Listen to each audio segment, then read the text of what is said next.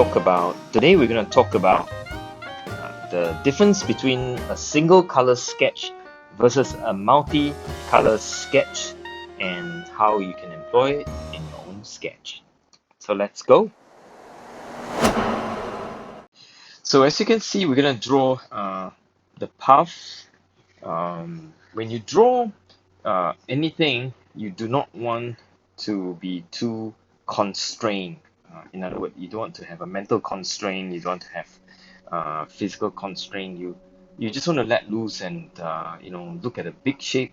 Start with a macro shape, and the detail goes in. After you've laid out the macro shape. That's how you should always sketch. And in any case, it's all about having fun. It's about having a loose line. And if you look around you, most things are not quite rigid and fixed. Rather, there's actually a lot of organic, contour and organic lines. And, just relax and sketch as if it's something that you're enjoying. Well, actually, you should be enjoying it. So once you have done that, we're going to start coloring it. Alright, so the first sketch, I'm just going to lay down with a simple single color quinacridone gold. And quinacridone gold is one of my favorite colors. Most of my colors are Daniel Smith anyway, so I just want to depict the puff with this one single color, and I dilute down some portion of it and let it sort of gradate, and then I continue to lay down more colors, representing the shaded side. The part where I dilute is where I reflect it as, or I'm trying to depict the sun hit or light hit area. And once I'm done with the first layer, I wait for it to dry a little bit, and once it's drier, it's not completely dry, I go in with my second layer, or the shadow layer. The complementary of quinacridone gold, which is orange, is blue. So I lay down French ultramarine to represent the shadow part of the sketch. And I water down some parts of it to create the illusion of form or three-dimension shape of the path. I continue to lay down more blue, and also the shadow part of the underlying base to make it more three-dimensional. That's really the whole idea. Very simple.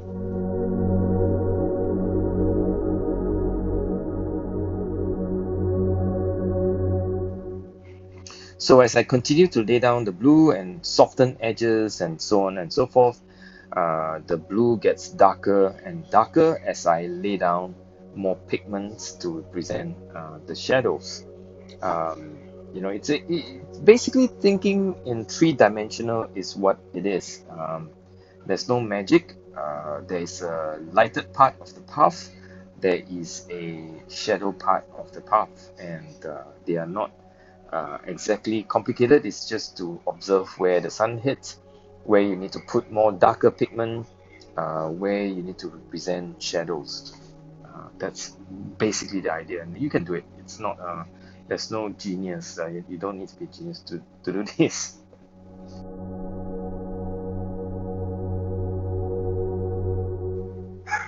So after the second layer has dried a little bit, I use the back of my water brush to create lines and texture.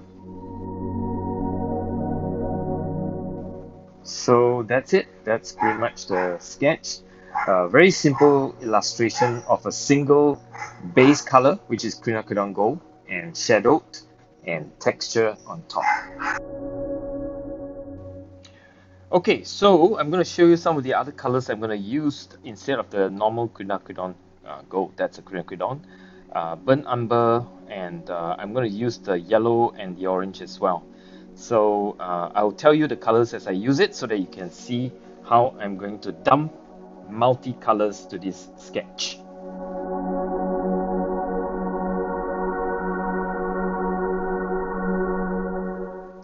So the first color is also quinacridone gold.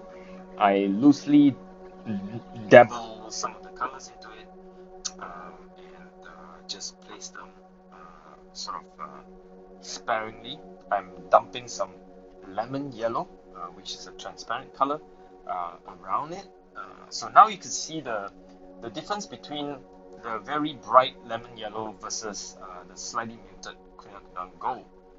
Already there's a bit more maturity in the way the colors are being presented.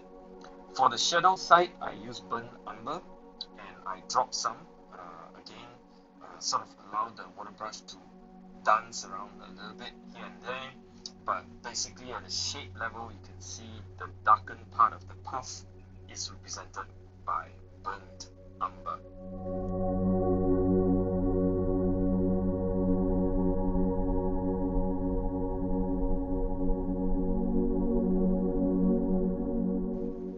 Okay, so the next part of this sketch here, I'm going to dump in even more colors. I will be dumping in some opaque colors at this point. You'll see that opaque colors gives it body. I'm lifting off some of the moisture to make it less flowy. Alright, the first color I'm going to dump in is cadmium yellow medium, and it's a opaque color. I usually like to use opaque color in a wet on wet situation. If you use it in a wet on dry, it does look a bit awkward. So opaques are best wet on wet. The next opaque is cadmium orange. You can see that it's much stronger. I dropped it sparingly and let it melt to create that sort of texture, opaque look that I really like.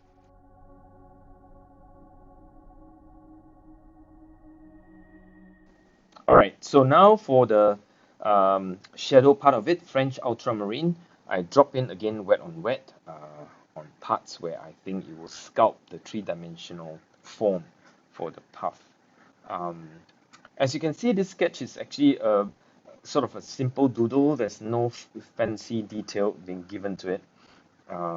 It's really just to illustrate the two different way you can do it. One is a single color, the other one is you use a multi-color version. And now for the shadow, I'm actually going in and lose the edge of the puff to sort of melt the puff onto the paper.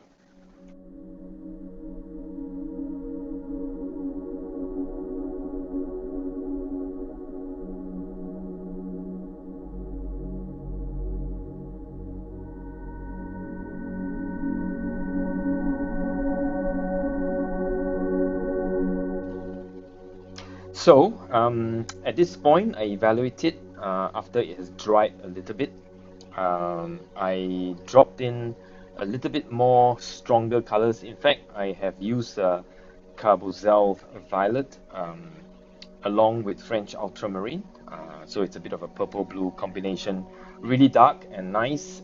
And I'm kind of just dancing around to give it a bit of texture here and there and to give it a bit of a shadow form.